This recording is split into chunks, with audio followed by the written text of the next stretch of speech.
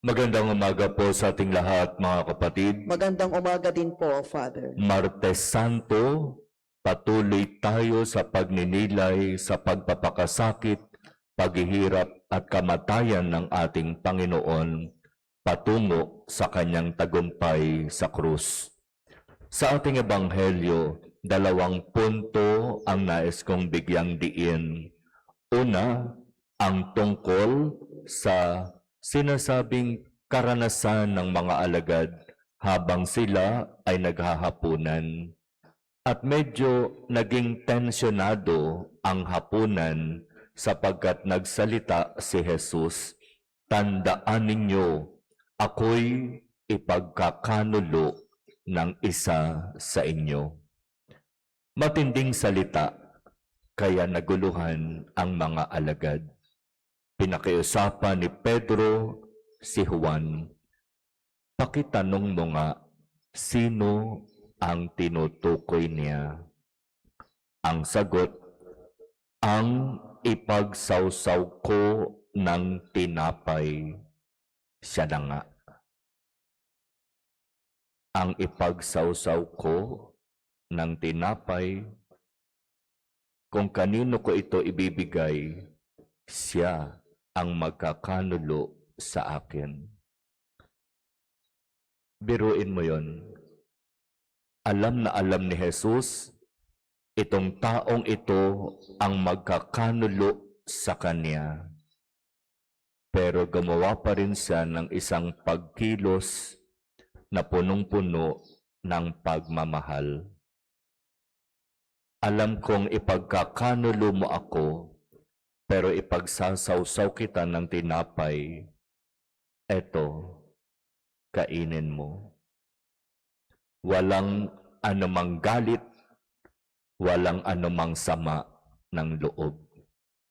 Walang mataas na boses, walang kung ano pa mang bigat sa kalooban.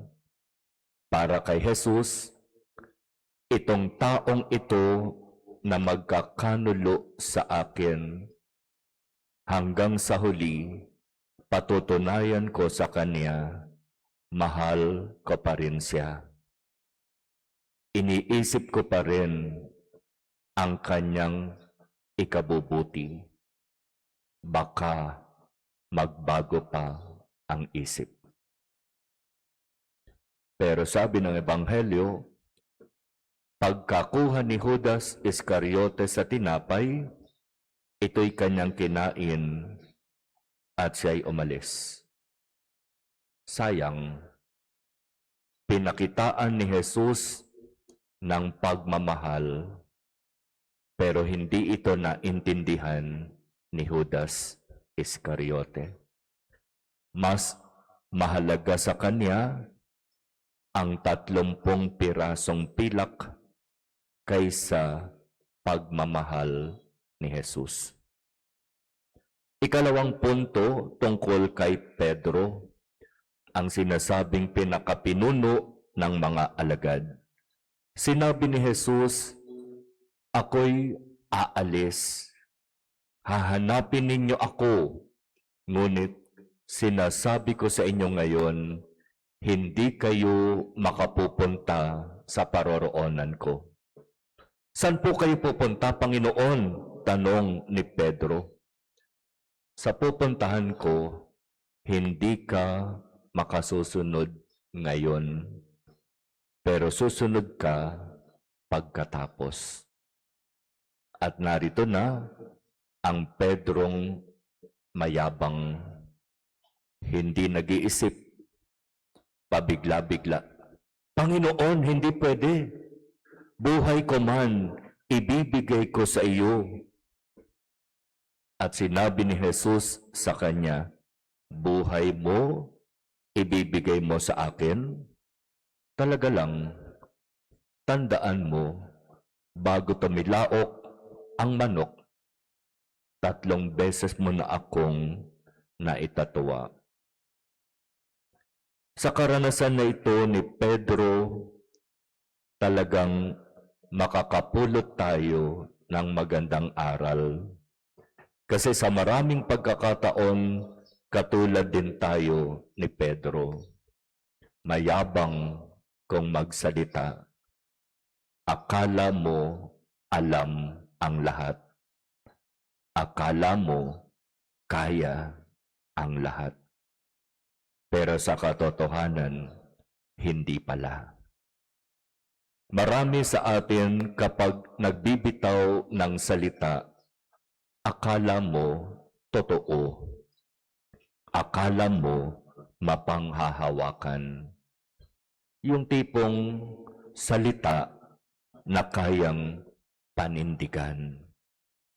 Ibibigay ko sa iyo kahit ang buhay ko, Panginoon. Pero hindi ito totoo. Mayabang si Pedro.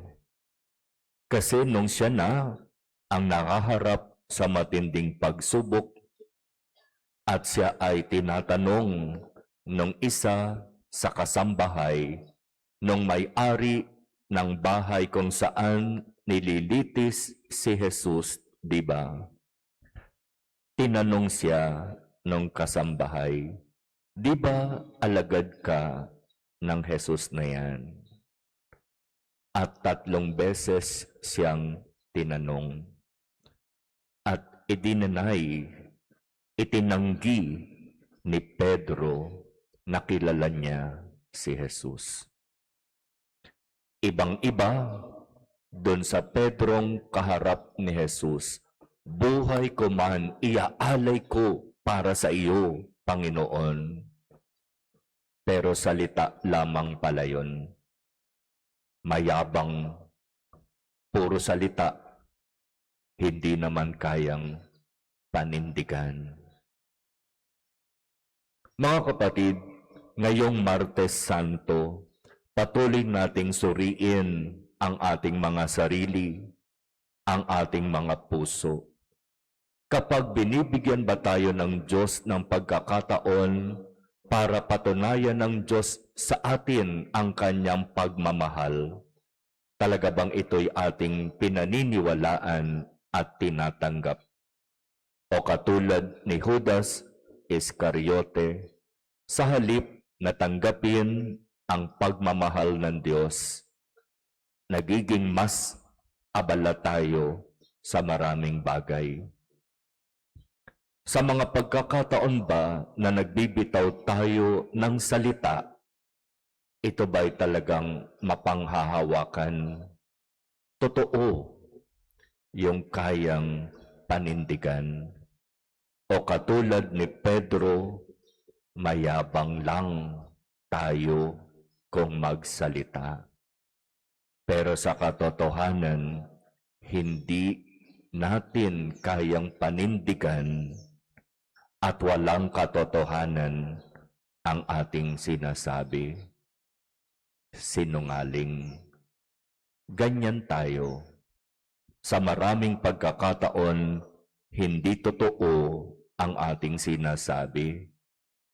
Sapagkat gusto nating pagandahin ang ating image sa iba. Gusto natin na maging maganda ang pagtingin ng iba sa atin. Kaya gumagamit tayo ng mga salita na walang katotohanan.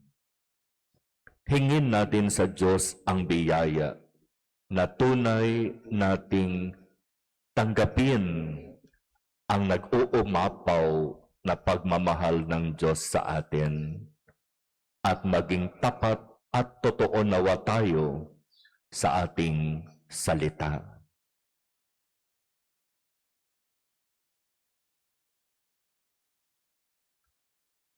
Amen.